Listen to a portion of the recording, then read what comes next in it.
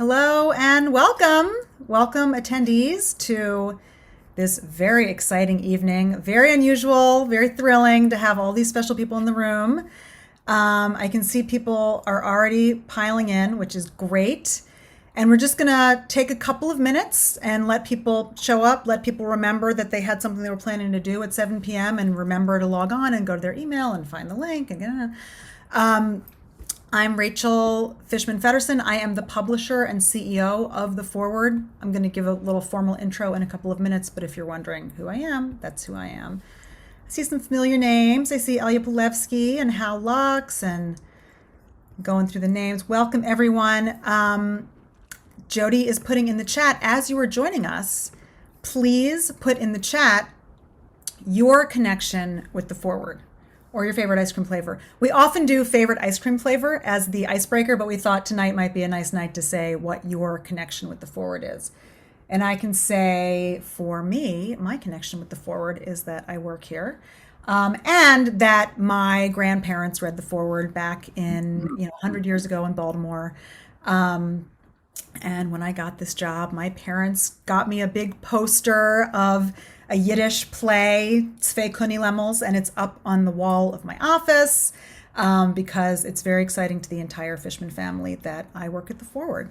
So if you have any kind of connection to The Forward, please share it with us in the chat. A subscription is a great connection. So glad. Oh, Sandy Spitz's grandpa wrote poetry for The Forward. That's a cool one. Ooh, Alan Divac says that he likes blue cheese ice cream with walnuts. And I have to say, Alan, very exciting to be.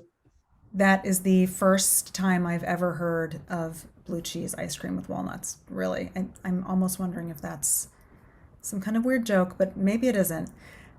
This is great. We have people with an uncle who was a typesetter, a dad who read The Forward for years, a grandfather who had The Forward forwarded to San Francisco from Brooklyn, someone from Monroe Township, chocolate mint ice cream, same, one of my absolute favorites. Matt Dorff started my career in the DC Bureau right after we started publishing in English. Very cool. You must know Mr. Lipsky. So glad you're here. Let's see, we still have people coming in, but it's 7:03. So now that I've vamped for 3 minutes, I'm going to give the actual introduction. Welcome, everyone, to a very special event. This is, I think, the first time we have ever had all of the editors of the English Forward in one room, virtual or not. And it is an absolute thrill. So I am the publisher and CEO of The Forward. I've been here for about almost 6 years. And this year is a special year for The Forward because it is our 125th anniversary. So this event is in the context of that banner year for us. And really, we are only here at 125 because of the support of people like you. We are a nonprofit. We are supported by donations from our readers, subscriptions and donations. We couldn't do it on subscriptions alone. We rely on you, and we are very, very grateful. So we can bring you special programming like this. Tonight, you will be hearing from all the editors. Jodi Rudoren, our current editor-in-chief, will be doing all of the structure of the evening. And I just want to thank all of the editors. I already thanked them in our little green room, but I want to thank them now for being with us. It is very special to have you all here. It is an honor. It is a privilege. And I am going to now kick it over to Jodi Rudoren, editor-in-chief of The Forward. Thank you so much, Rachel, and thanks everyone for being here, and especially to my colleagues and predecessors. So I'm gonna just introduce you all and dive right in. So I'm thrilled to have with us. We were advertising this at one point, the three living editors-in-chief of the four living editors-in-chief of The Forward, including myself. And I've gotten a lot of jokes about what a conversation might be like with the others. But we'll have to tune in, not to Zoom for that one. But I want to start by just giving brief introductions to my amazing colleagues. We'll just do them in order. So first we have Seth Lipsky, whose bold / crazy idea it was to start the English edition of The Forward in 1990.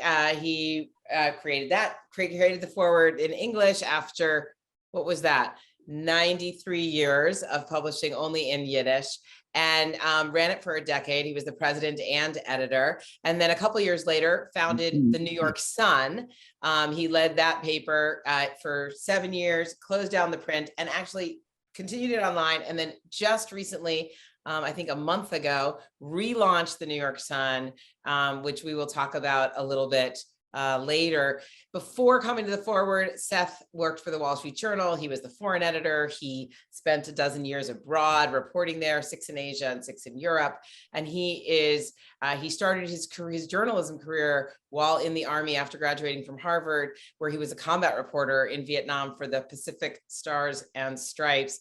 And among his many honors are that he won the Emma Lazarus Prize in 2010 from the American Jewish Historical Society. Other people who have won that prize are Elie Wiesel, Beverly Sills, Henry Kissinger, and Ed Koch. So pretty illustrious group there. Thank you for being with us, Seth. And it's great to have you here. Seth's dialing in from Maine.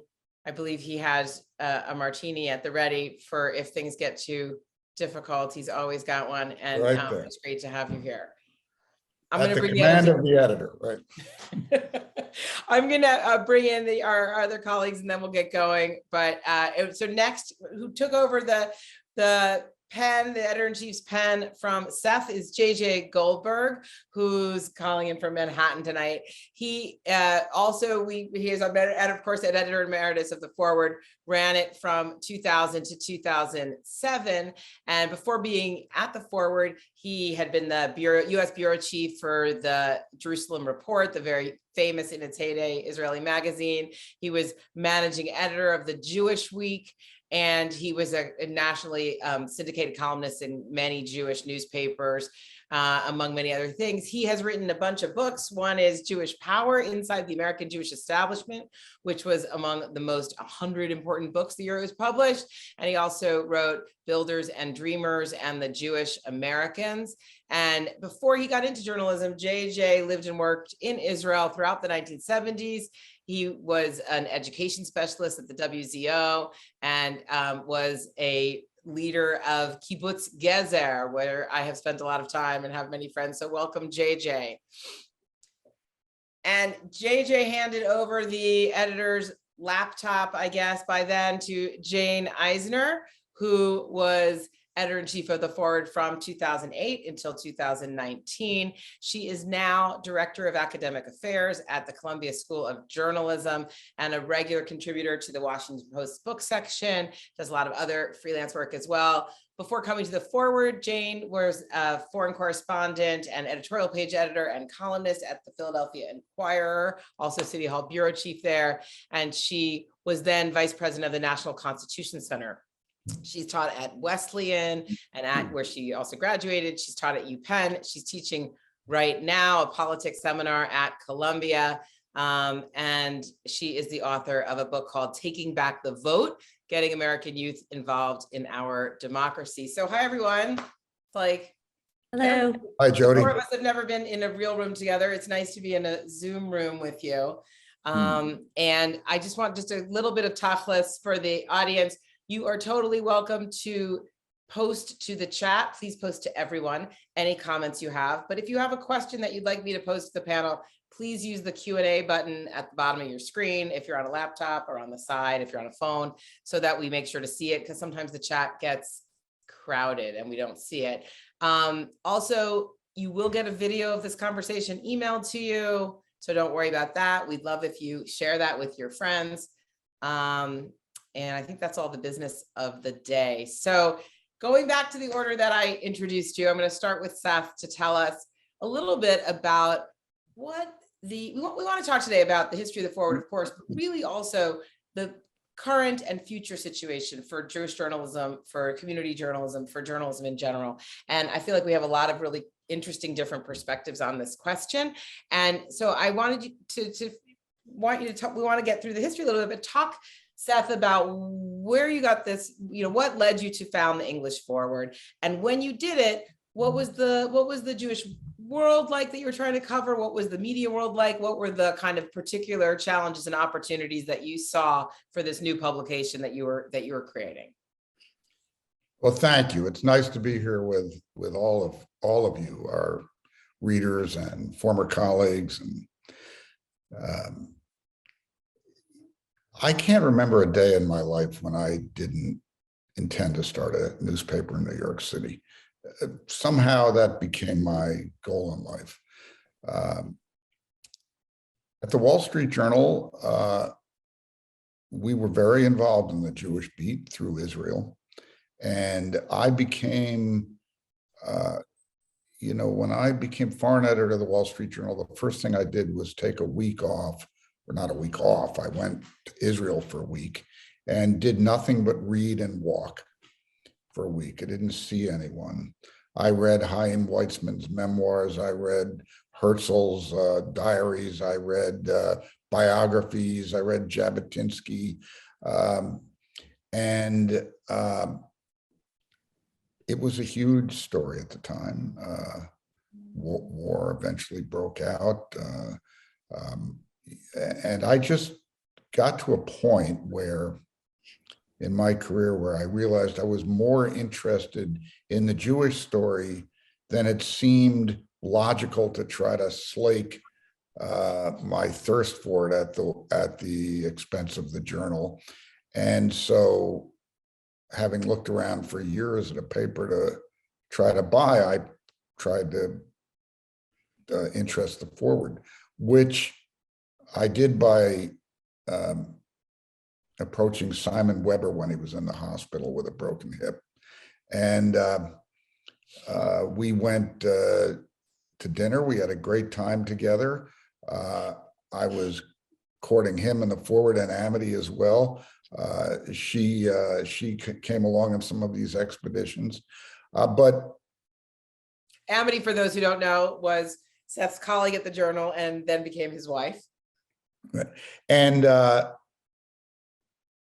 Weber and I became great friends, but he was truly horrified at the idea of me acquiring the Forward, and I got absolutely nowhere. The big issue was they didn't want to abandon Yiddish. They felt it was a threat to the Yiddish paper. And I went off to Europe for the Wall Street Journal. At some point, we got together again. The middleman, if that's the word, the guy who made the real introduction to the Yiddish leadership was a lawyer, an American lawyer in Paris called Sam Pizar. And we began serious negotiations. The Forward by then had a lot of cash and sold WEBD FM and got a radio station and $70 million in return. And eventually they offered to back the paper, and it led to 10 of the most joyous years of my life. And what can I say? I loved every minute of it. And I'm going to hand it off to JJ in a second, but I just want to push you a little further on, so as you opened that day and published your first issue in 1990, what was the vision for what this new publication, the new chapter of the Forward was going to be about? What was the kind of core of what you were trying to do? We were going to try to bring what I sometimes call Wall Street Journal standards to covering the Jewish beat. And it seemed to me at a time, it was a point of transition. There was a period after World War II where the people were kind of stunned into silence by the Holocaust, and how horrible it had been, and the realization of how awful it had been. Criticism was often held in abeyance, but this was starting to fall away, and the Middle East was becoming very contentious. I mean, Herzl thought the creation of the Jewish state would bring an end to all this strife, but in fact, it seemed to be one of the myopias in his magnificent vision. And that struck me as an increasingly important story. But it wasn't only that. In 1990, the National Jewish Population Survey had discovered the crisis in some Jewish population trends. Jeff Goldberg, I believe, broke that story. It was one of his first big scoops in the Forward. And, you know, the intermarriage crisis was brought into view, and issues like that. The whole concept of in reach became very, very important. One of the things I brought to the Forward was an incredible ignorance. I mean, geez, was I ignorant. And I was rescued in that respect, partly by JJ and partly by Jonathan Rosen, who was sent over by Lucy Davidavich and became cultural editor, and partly by a hire suggested, I mean, I hired him, but suggested by Harold Ostroff, David Twersky, who with Jonathan became, Jonathan, he were the two, you know, principal intellectual partners. Not that the others were insignificant at all, but David was based in Washington and Jonathan in New York. And we began to work all those beats. Jonathan was brilliant at making the cultural prism into our story come alive. And Twersky was breathtakingly good by working his sources on the right wing of the social democratic movement at a time when Clinton was trying to, well, first Bush and then Clinton were, you know, trying to thread their way through all this. It was just a special time.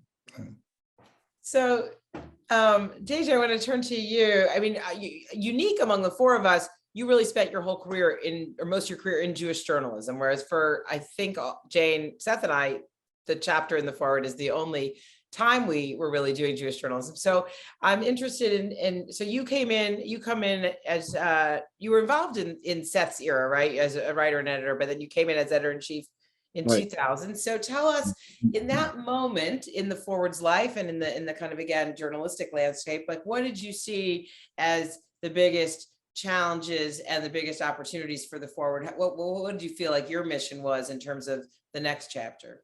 When I became editor? Yeah. Yeah. I think it was partly that the 1990 Jewish population survey had shown that there was this large body of Jews who were not particularly connected to Judaism, but were Jews. They were proud of being, 95% said, I'm proud of being Jewish.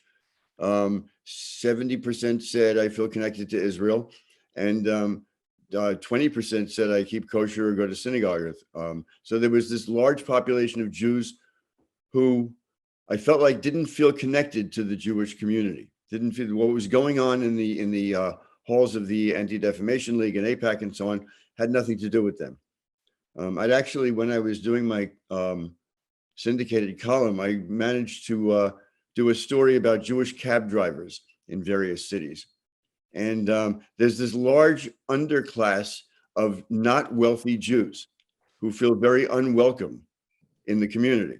It still goes on today. I had a Russian Jewish elevator operator who had been an engineer and head of a factory in Russia, and now he was my elevator operator. So my vision was at the beginning to reach out, to have a paper that would speak to that audience, to the Jews on the street.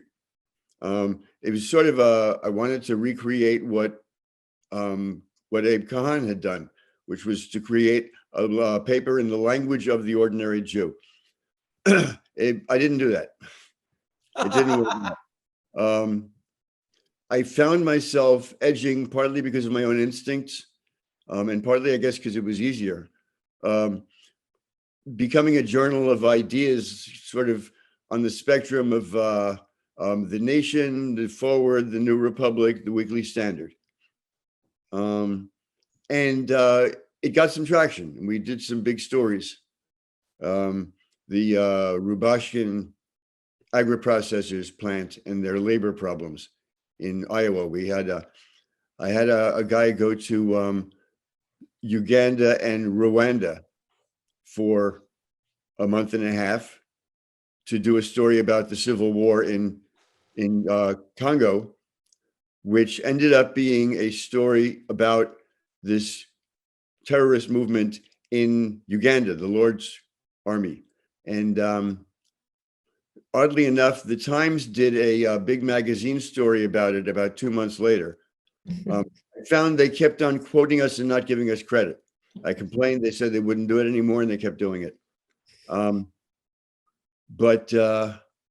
Yeah, so we connected on, they became on that level. And one of the things I've learned over the years doing the job, and since then, right, as a columnist for the Forward, after I stepped down as the editor, and in my own private connections with people, is that the Jews who don't have any connection to the Jewish community, who don't have a real grounding in Jewish issues and Jewish background knowledge, they don't know what to do with it.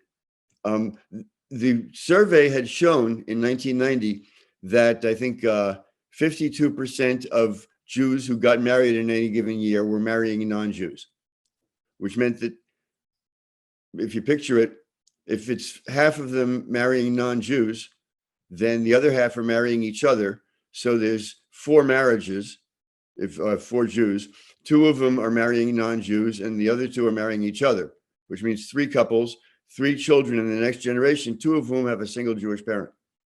So the community is transforming into something unrecognizable. And I tried to follow that story. What was interesting in 1990 was that the survey found that 28%, very small percentage, of the parents of mixed marriages were planning on raising their children as Jewish. It turned out a few years later that about 50% of those children were considered themselves Jewish, were looking for a way in, which means that the parents screwed up. They planned to raise not Jewish children and they ended up with Jewish children. But there's now research that shows that their children, the grandchildren of the first mixed marriage, have a very low percentage identifying with Judaism. So there was a sense at the time of crisis. The other thing that happened to us was a year after I walked in, it was 9/11. And suddenly we became the center of the action. We were the paper that was, and Seth had set a level of forward journalism that I was really anxious to maintain. I sort of did a 180 on politics to bring it back to the Cahan tradition of socialism. But on the level of journalism, it was a vehicle that Seth had created and crafted. So I wanted to keep that up. And I'll just end with this. I was in a cab with one of the reporters I'd hired, and we were chatting about the space program. And he said, you know, you have so many interests that aren't related. What made you decide to go after the big story? I didn't go after the big story. I was in a ghetto and the big story came to me. And so we became this center of action, which is why we got quoted by AIPAC and the Times and so on. Unintentionally, the world landed on us. And I think we became something of an authority. But what I never really got to, which I think is what Jane managed to contribute, and then you've really carried that on, is that voice of the people, speaking to what ordinary Jews are interested in beyond Washington politics, Jerusalem and Cairo: cooking, clothes, music, the stuff that I was ignoring or not paying enough attention to, has really, the Forward has grown back into the spirit of Cahan. So I'm kind of proud of what's happened. Thank you, JJ. It's so interesting. I mean, a couple of things just to draw out of what you said before we turn to Jane. One is that the latest Pew survey, I don't have the numbers in front of me, but it's so interesting to hear about the 1990 survey and the low percentage of children of intermarried families talking about raising their kids Jewish, because the number now of the people who are marrying non-Jews who say they plan to raise their kids Jewish is very, very high. And it's really interesting how that, I've never looked at that trend over time, but it's super interesting. And I just wanted to echo what you said about Cahan. I was watching this old documentary about the Forward, and there's a note there about how the actual type of Yiddish that he wanted to use in the paper was, and he said he wanted to use the people's Yiddish because he wanted it to be reader first. And I really held on to that because we think so much about how to serve the readers today and how to serve digital readers in multi-platforms and different generations. And I have Cahan's idea of a different Yiddish or the street Yiddish, the people's Yiddish ringing in my head all the time. So Jane, now it's 2008. You've spent your career not doing Jewish journalism, actively identifies you, but in Philadelphia and Washington. And 2008 is a bad year in journalism. I mean, there are like layoffs everywhere. The local journalism crisis has really started to take hold. Newspapers are closing or shrinking, ads are disappearing. I mean, it is a tough moment. So as you come in to take over this place, tell us what you're thinking in 2008 of what the Forward needs to be and what your, again, big challenges and big opportunities are. Yeah, at the time I was working at the National Constitution Center. So I think I was the only person in America who went into journalism that year. I, like my predecessors, had a deep emotional connection. I did my senior project in college on Jewish immigrant life in the Lower East Side. I read all about Cahan, and it was just about impossible for me to turn down this job, even though it meant relocating and huge disruption for my family. I want to echo what Seth and JJ said, which is that I brought the Philadelphia Inquirer standards and ethics and ambition to my newsroom. And I felt not only could we do it, but that our readers deserved it. By then, you had a Jewish population that was highly prosperous, that was very mainstream. Remember, a few months after I became editor, Barack Obama was elected president. And so I think it was really important to, just as I used to say, deliver kick-ass journalism. So I was proud to continue JJ's tradition of doing deep investigative reporting, agri-processors, sexual abuse scandals, all sorts of really difficult things. Frankly, we got Sebastian Gorka out of the White House. We did a lot of really hard work there. I think I really led a digital transformation. When I got there, we had a website that was updated once a week after the paper went to bed, and turned that over completely into a 24/6 at first, and then a 24/7 operation where we not only publish stories quickly, but what I'm really proud of in terms of our digital work was that we innovated and we experimented and we used digital journalism to write about ordinary life. So we had the salary survey. Remember, I was the first woman to be editor of the Forward, and gender equity was and remains a really important issue for me.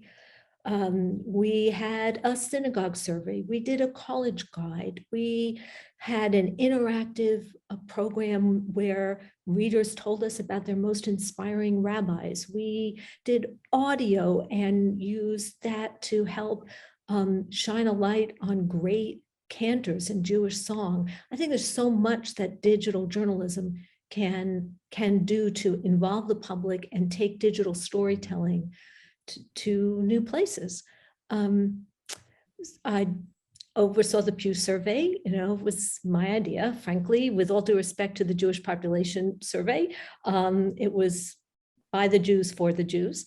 And I think it was always a little suspect, in the same way that we're trained as journalists to just be careful about about the source of the information and the data that we're collecting. So I persuaded Pew Research Center to do this study and worked on it as an advisor. And then we got the entire study in advance. I sat Josh Nathan Kazis down in my office and gave it to him 2 weeks in advance and said, you can't tell anybody about this, but write the hell out of it. I'm really proud of that. I think it created a gold standard baseline for understanding who we were and who we are. And I'm really proud that it's continued. And I think it was very important for us to be part of the national conversation. You know, Larry Kohler Esses went to Iran, first Jewish journalist to first member of the Jewish media to go to Iran since the revolution.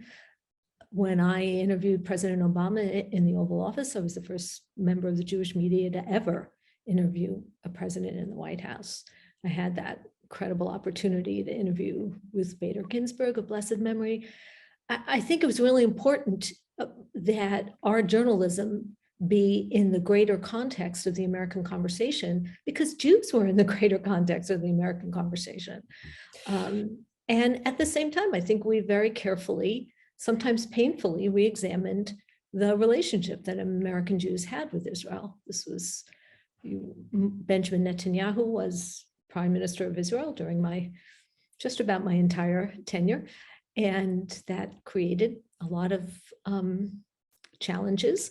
And I think that was very important for us to explore as well. But I'm sure that my colleagues will agree to this too, which is the best part of the job were the people I got to hire. You know, many of whom I'm still very close with. And that part was continued to be inspiring. Jane, let me ask you about the interview with Obama, if I can, for a second. I mean, I don't know if there's can you give us a little backstory of how that interview came to be? It took a lot of work. The idea came to me, the interview was in August of 2015. The idea came to me in December 2014. I was on the train back from one of those crazy, ridiculous White House Hanukkah parties. And all of a sudden I thought to myself, I should interview the president, not just me, that the forward should be this. I guess I should back up and say that when I first got to the forward, we tried to actually host a debate between Obama and McCain. And we came pretty close. And I had experience because at the National Constitution Center, I was in charge of the debate that Barack Obama and Hillary Clinton had before the Pennsylvania primary. So that's where I got the idea. And so I guess in the back of my head, I always felt like some connection there that I thought we should pursue. And then it just took persistence. It's like going after any other story. You just develop your sources. You just keep calling them, keep trying to find other people who might be able to help. There was like a kind of a false alarm. I was maybe going to be doing it in May that year, and then it didn't happen. And I just, you just have to sort of keep at it very patiently and creatively. And then when it all occurred, I mean, I got a call on Wednesday night to come to interview him on that Friday morning. And it wasn't really confirmed until Thursday afternoon. I finally called the White House and I said, look, I work for a really small not-for-profit that has a tiny budget. I don't want to book an Amtrak train to Washington unless I'm really going to do this. And they said, nah, you're really going to do it. And they originally told me I only had 15 minutes, which was, hey, you all know you're journalists, terrifying, because that's hard to compress an interview in that long. As it turns out, I had more than 45 minutes. It was nearly an hour there. I don't know whether they just gave me the short time so they could yank me off the stage. They didn't like the way it was going, or I don't know what, but he was extraordinarily gracious. I expected the long, well-formed sentences. I didn't expect the sort of personal warmth and graciousness that I experienced. So thank you for that. It's great. I'm going to share the piece in the chat in a second. So fast forward, it's 2022 and you all are deeply still connected to journalism in different ways. Jane, as I said, at Columbia Journalism School, helping to train the next generation of journalists. Seth hiring some of those people and running a fresh version of a new newspaper. JJ both continuing to write, and both Jane and JJ are also parents of very successful journalists. So let's just talk a little bit about where you see the forward and Jewish journalism in the landscape today. Like, how are we doing? How important is it? Is it still relevant to have a Jewish news organization? I'm going to open it up to whoever wants to start, but like, let's just talk about journalism broadly, major challenges, lots of places closing, lots of journalists being laid off, new things starting, very exciting movement in the nonprofit newsroom world in general. So like, where do you see the role of Jewish journalism in that landscape now as you consume it, teach about it, look across the landscape, etc.? Anyone? Well, I'll tell you, the mood that I'm getting from people I talk to in journalism and in non-Orthodox Jewish life is one of kind of despair, that between the climate and the new, this thing in Ukraine has got everybody wondering what the hell happened to the world we're in. And the Trump movement, there's a feeling that there's no way out. So the role of journalism falls right in the middle of that as being something that was set up. We all took it as a vehicle in order to have an impact on the world, to make things a little better, each in our own way. And now there's a feeling of futility, except at the Times, I guess. My daughter is having the time of her life, but out there in the world, people working in smaller journals and freelancing, there's a sense that we're talking to ourselves, that the people we want to reach aren't listening. The impermeable wall between the two Americas makes it all feel, I guess that's where the futility comes in. We're talking to people that aren't going to hear, and we want to encourage activities and programs and events that aren't going to happen because half of America doesn't want it. So it's a very strange time, and I expect that it'll change. The fever will break at some point in the next year or two, but right now it's hard to imagine where we're going to go. With all due respect, JJ, that's not where I see things at all. I'll just add, things are pretty good at the Washington Post, where my daughter is too. Our students are just amazing. They come from all over the world. They are deeply, deeply committed to doing serious journalism. I run the Master of Arts program. The students do a big master's thesis of narrative nonfiction writing, 8,000 to 10,000 words. I handed them in yesterday. They're extraordinary, just amazing. They're getting jobs. There is, I think, a flourishing of a lot of not-for-profits and niche papers. They're also a lot of the mainstream papers are hiring, doing different kinds of things. But I think that I just see a very exciting period that I'm not sugarcoating it. I think particularly in local news, which is where I got my start, covering city council meetings and school board meetings, and hell, I even had to cover a high school football game once.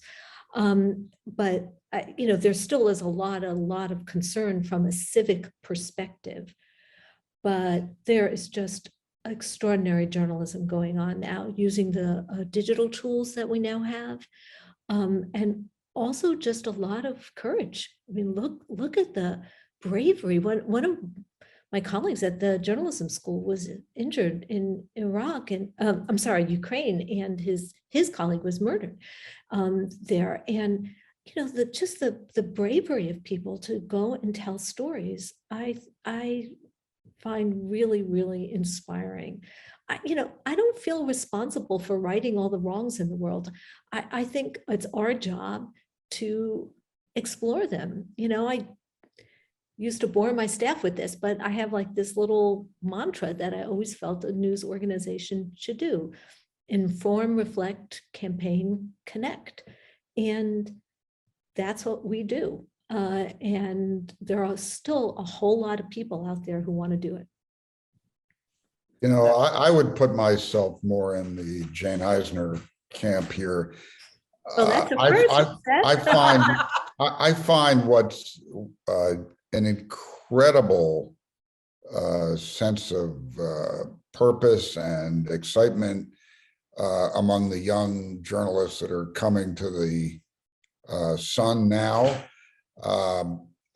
The stories we're covering, I see the Jewish story eddying in and out of much of it. My favorite line is the Jewish story is the best story in 5,000 years, and it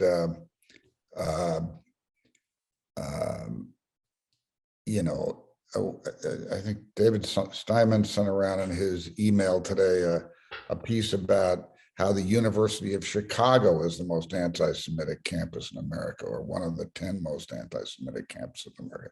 The huge stories going on here involving the Jewish defense, huge stories of religious importance. I mean, the Orthodox community is booming. I find it all, and the Israeli story is a huge moment of inflection. The Iran deal is, seems to be a stalemate among the negotiators. At least that's Benny Abney's story today. And I just feel up to my eyeballs in stuff to cover. And, one of our star reporters, Ari Hoffman, is just, totally fluent in all the Jewish angles to this stuff. It's just fabulous time to be a Jewish journalism. I read all the Jewish publications voraciously, including the Forward, including the Allgemeiner, including. To be fair, Seth, you read everything voraciously. Well, I read the Jewish publications, and I think, I read every column JJ ever wrote. And I watched every minute of Jane's interview with the president and with Justice Ginsburg. And I think that was a very important thing she did in going into the White House as the editor, alone with the president as the editor of a Jewish newspaper. And it could only have been the Forward. I mean, it was just fabulous. It wasn't the first time a president used the Jewish press to reach the Jewish community. George H.W. Bush, after meeting with Prime Minister Rabin in Kennebunk, Maine, invited Jewish editors of Jewish papers to come meet him in the White House. The Forward went. I went for the Forward, and it was very exciting. But Jane carried that to a new level that was important. And so we have a bunch of questions in the chat. In the Q&A, I want to just get to, and I'll run through a couple of them that are about today, but also, so someone had asked about to remind us to talk about the Yiddish revolution in the Forward today, and that has continued throughout, developed over all of our tenures. And the Forward continues to publish in Yiddish every day. We are innovating in Yiddish digitally all the time. We have not only an interactive Yiddish crossword, but the Yiddish Wordle, called Wordle, on our site. We publish a video series called Yiddish Word of the Day. We recently launched a new Yiddish newsletter, and the audience for that is growing. We have a Yiddish Forward's TikTok account. And so it is true that Yiddish is one of our most innovative and kind of experimental places under the leadership of Rachel Schachter and her new deputy, Zach Golden. It continues to innovate. We are asked also by Gita Davidson. I don't know, Seth, if you really can address this or not, but Gita's asking about when we made that. She talked about it as a transition from Yiddish to English. Of course, what you invented was an addition to the Yiddish publication. It didn't stop publishing in Yiddish, right? But she asked if we lost readers, how did we gain new ones back then? Maybe you can talk just briefly about that moment in 1990, and then we'll go to some of the other questions.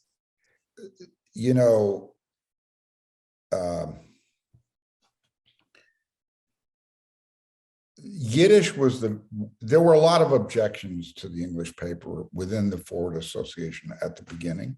Yiddish was the biggest single issue that, in my perception, in the summer of, I think, 1984, when I was remember, I couldn't convince them. I went to Europe for the Wall Street Journal, and one of the things I did there, the first summer I was there, was go to Wengen, Switzerland, where Isaac Bashevis Singer spent his summer vacations. And I went up this funicular railway to this mountainside town with no cars, and went for long walks with Singer and talked over the whole thing.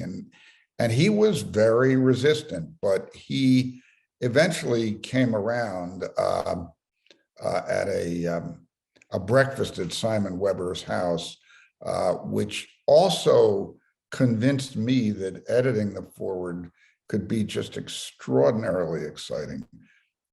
It's embarrassing to tell this story, but I'll tell it just as it happened. Simon Weber included at this breakfast Amity and me and Weber and Alma and a couple that was close to my father who were very interested in Yiddish, called Dr. and George Teplik and his wife. And we sit down, and to start the conversation off, I say, you know, the Wall Street Journal just came out for open immigration. You know, I'm on the editorial board of the most conservative major newspaper in the country, and that's what it had just done. And Singer says, "Oi, all those Mexicans." And I got angry and I slapped the table and I said, I can't believe my ears. I'm in the home of the editor of the Forward. And I say the Wall Street Journal's come out for open immigration. You led the whole campaign for Yiddish immigration into America. And the greatest immigrant writer in American history tells me, oi, all those Mexicans. At which point Cy Weber says to me, come out here. And he gestures me out onto his balcony. We were in on the 23rd floor of Amalgamated Housing in Coney Island. And there's not a word of English spoken for a mile in any direction. And he shakes his finger in my face and he says, I know you guys from the Wall Street Journal, all you want is cheap labor. And what interested me about that moment is the Wall Street Journal was the only paper in America which argued that high wages were not inflationary. They were earned and were based on productivity and had no concern about high wages. And I just thought, you know, editing the Forward would be more fun than any other paper in America. And I felt vindicated on that point, at least. It's just all kinds of. All right, so we have a question from an anonymous attendee who says they once heard a Forward journalist say the greatest and most unique thing about the Forward is that it's not afraid to critique and criticize Jews, its targeted audience, whereas other ethnic news outlets don't report like that. This person says they found it very profound, but they've never been able to find the quote. Does anybody recognize that quote? Did any of you say it? Have you ever heard it? Something like this? It strikes me as somewhat inaccurate. I mean, we were prepared to criticize Jews, but so were other people. I mean, I think they're saying other ethnic news outlets were less critical of their own community than we are of our community. Right. Well, I think that we were unusually careful and loving, but critical of our community. I can't say accurately that I know what every other ethnic newspaper did or didn't do because so many aren't in English. So I don't see how we can make that statement. I'll reframe it because I think there's something. I mean, I didn't know if anyone knew about the quote, but I do think there's something richer for us to open up on this, right? Which is there's a real balancing act, right? What does it mean to be a community newspaper? I mean, I strongly believe, and I heard from each of you really the same thing, that a core part of the mission is to give our community the kind of high standards, high impact, accountability journalism, fair, independent, skeptical, tough, whatever, to give that to our community because we believe it is an important pillar of democracy. But that is different when it's coming from inside and a community. There is an interesting line to balance or to walk. And I know, Jane and Seth and I all came from mainstream publications first. Really are the balance. I mean, I spent 21 years at the New York Times, Jane 25 at the Inquirer, Seth many at the Journal. And so talk about, you continue, Jane. I know you're going to talk about this issue, but like, Well, look, I think it's hard. I mean, there's a personal level. You know, I would write an editorial and see the subject in synagogue on Saturday morning. That's hard. I don't think that is different than our colleagues either in ethnic or religious media or in broader media. I mean, when I ran the editorial board at the Philadelphia Inquirer, my African-American colleagues certainly took stands that were difficult for them in their community. So, you know, it's not just Jews that are hard on other Jews. People are hard on members of their family, if you will, or their tribe, criticizing them. And yet at the same time, I felt I was doing it not from the outside, but from the inside. And that while there may be criticism, it was not from my perspective, but from the ordinary Jew's perspective. You know, we did a salary survey every year, 75 of the largest Jewish national organizations. Who was in charge, male or female? What did they earn? All of this was public information. All we did was go after it, support it, verify it, and compare it. And I didn't do that for my benefit. I did that for the benefit of the Jew in Cleveland who might want to know that, you know, the person in Cleveland running the federation there was earning more than any other federation head in America. And if that person was doing such an amazing job that even in Cleveland, he could earn, of course it was a he, could earn that much money, great. But at least you have that information and you can make that decision about whether or not you want to support the federation. And so I think this idea that we're criticizing from the outside is really not accurate. What we're doing is trying to get information and context to ordinary Jews so that they can make decisions about their lives. And that's not always in a critical way. I think they could also make decisions about which college they want their children to go to based on a college guide, or which movie they want to see based on cultural criticism. So I think it's important for us to frame this issue in a way that acknowledges who we're really writing for. that's great. You know, go ahead, Jodi. Go ahead. Well, there is a long tradition in American Jewish journalism going back to 1820, that the purpose of the Jewish voice in English is to defend the Jews from outside enemies. In Yiddish, the newspapers did what newspapers do, which is to attack each other, to criticize the way things are going. What the Forward did, because it was independent of any of the Jewish organizations, or sort of didn't care, was to do what American newspapers do in America to the Jewish community.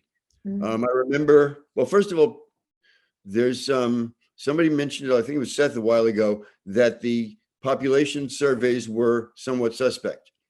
No, that was me. Okay, all right. I started writing in after the 1990 survey, and I just pounded away. And in the end, the 2000 survey, which was 10 years later, I called up the Council of Jewish Federations at the time and said, "Why are you doing it? It used to be every 20 years. Why is it now every 10 years?" He said, "Because of you, you schmuck." But I also found when I would go to the General Assembly of the Council of Jewish Federations, and at a certain point, I found that when I approached staff members of the various Jewish organizations, especially the CJF, with my pencil and my notebook, they'd run away from me. They didn't want to be seen with me. There were people that would talk to me on the phone in the city, but they couldn't be seen by their bosses as talking to me. So there was this sense that, yeah, we're the fighting, we're the fighting organ of the internal dissent. Now, one more thing is that I started writing about the Palestinian issue, about in favor of negotiations with the Palestinians and a two-state solution in college in 1968. And I haven't really changed that.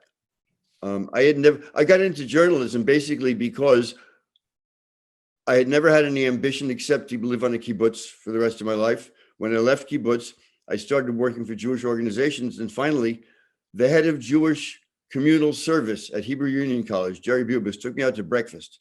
And he said, "You can't work here. Nobody's going to hire you. You have no future.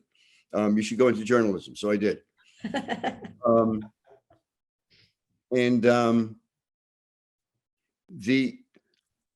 The Palestinian issue, I still think I was right. What I've discovered over the years is that most of the leadership of the Israeli army and the intelligence services agrees with me.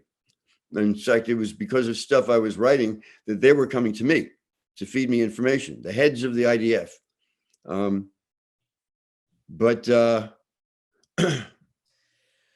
JJ, I'm gonna cut you off for a sec because we only have 5 minutes left. I want to surface one more question from the audience and then close out with one of my own. But so Bruce Waxman asks a question. Well, sorry, first of all, Sarah Cohen's asked what my vision was for the board when I started in my role. I'll say that really briefly, which is just that, I mean, first of all, it's to continue this amazing tradition of my predecessors in terms of high standards of journalism.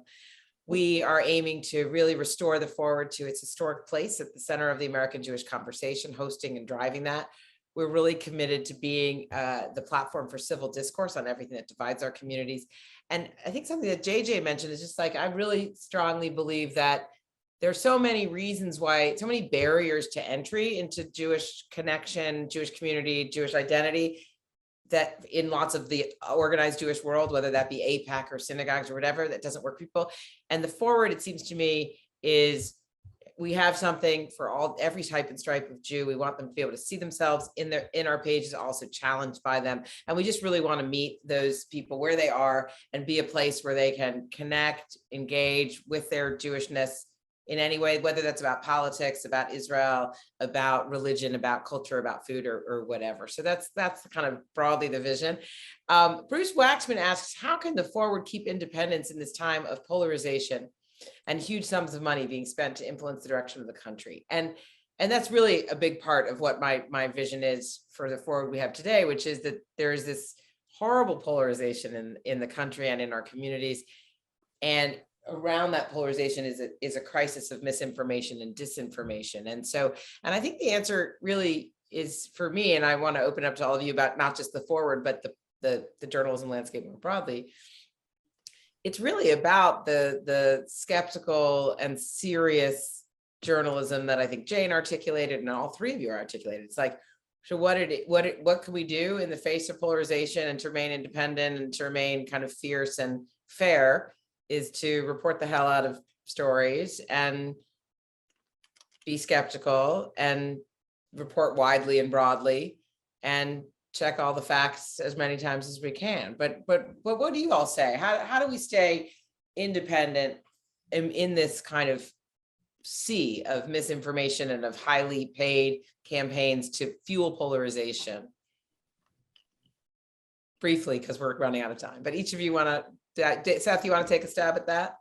Well, I mean, you've got a not-for-profit corporation, which has its own funding base. You're going to work with that. It's going to be hard to push you around. The laws are pretty good about that. And then you just keep reporting. I mean, and when you come in with a good scoop, it'll get noticed. We've all noticed that in our Times editors, whether it's the Jewish population survey or an interview with the president or an interview with Ruth Bader Ginsburg or, some of the big scoops that we broke back in the early days. I mean, but I mean, I don't mean just for the Forward. I mean, for all of us, like how do you see the polarization and the huge sum of the money challenging the ability to do good journalism at all? Jane, you were the sunny optimist a few minutes ago, and I share your view broadly, but how do you address this particular angle on it? Well, it's the most serious threat to our democracy probably since the Civil War. And I think it should be seen that way. I think the old sort of both sidesism of journalism is irresponsible today. That's not to say that journalists should all become advocates. Absolutely not. I'm really old-fashioned in that regard. But I do think we have to call things as they are, and we have to see the threats as they are. And the American Jewish community is the most successful Jewish community ever. I mean, by every, yes, there's terrible poverty, much more than we acknowledge, much more than we cover. But still, we are prosperous and relatively safe, even with the increase in anti-Semitism, which is quite serious. I'm not diminishing it at all, but still we are safe. And we are that way because of the kind of democracy, flawed though it's been, that we've had in America for the last several hundred years. And so I just don't think there's any guarantee that it will continue. My last years at the Forward were during the Trump administration. And I think we are now realizing it was much, much more fragile than we might have known at the time. And so I believe that that's what Jews ought to be standing for, not just for ourselves, but for others.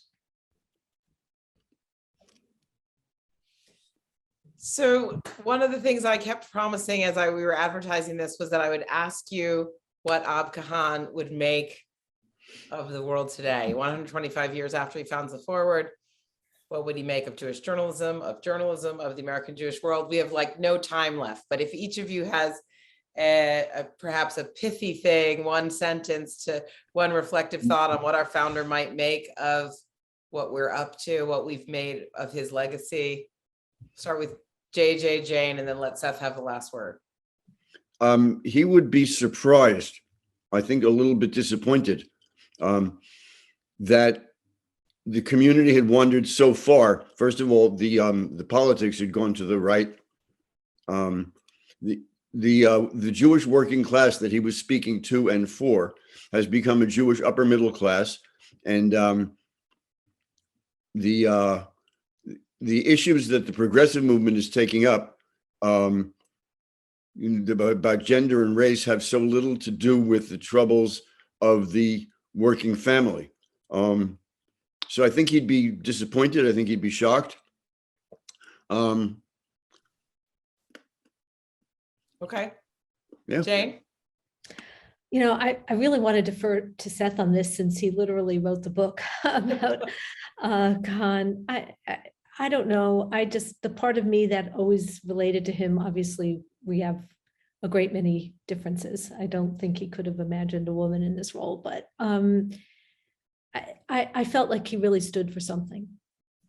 And while what he stood for, I acknowledge from what JJ said, may be different now, the fact that it was journalism that stood for something, I think, was really important. I actually think Abraham Cahan would have been quite proud of the Forward for surviving to 125 years.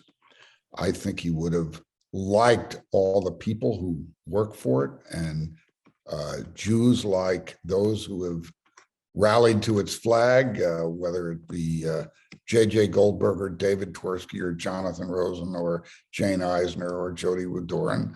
And I think he would be keenly engaged in the wars that are now erupting in Europe, in the struggle in the Middle East. He would have been deeply satisfied at the collapse of Soviet Russia. He started the free trade union movement and financed the free trade union movement that produced Solidarity, which cracked Soviet rule in the East Bloc. I mean, I argue over and over again, it was the Forward that won the Cold War.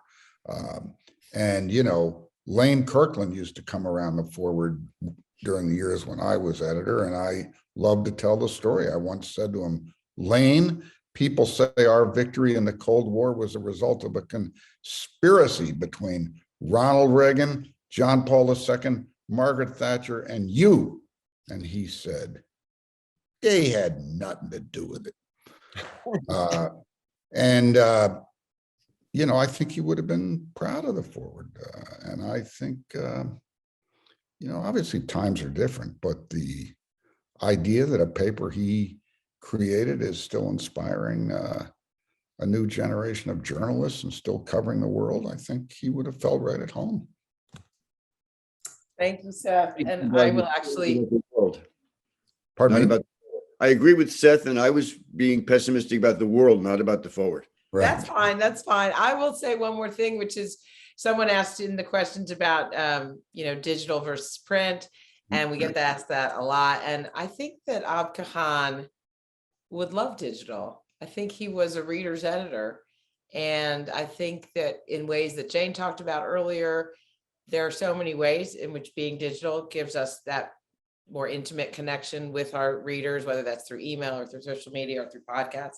And I think that that relates to the man who, you know, started the Bintel Brief because he got so many letters and answered them himself, and who made the Forward building the center of that community in a lot of ways. I think he would love digital.